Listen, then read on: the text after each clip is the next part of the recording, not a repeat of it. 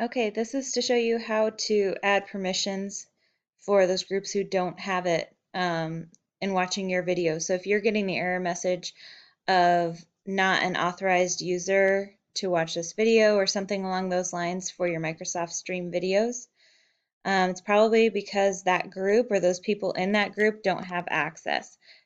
So to give them access, you're going to go to your video, you're going to click on the ellipsis, click add group/channel, and then you're going to change this to my groups. Even though you're thinking teams and channels, you're actually just going to add it to your groups. And then I know that I have ownership in Hoover team. I'm going to search for it, and then I can click on it.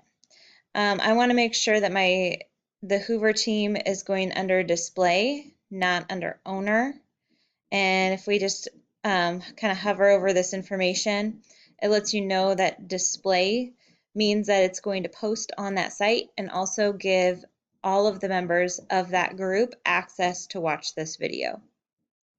Then you're going to save that, or you can add additional groups. So if you want to post just one video for all of your teams or all of your groups, you can sure do that.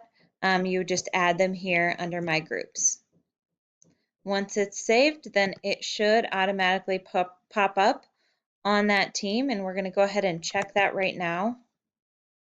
So on the Hoover team in general, it might take a little while, but we'll see if this pops up. If not, at least people in this team have access to it.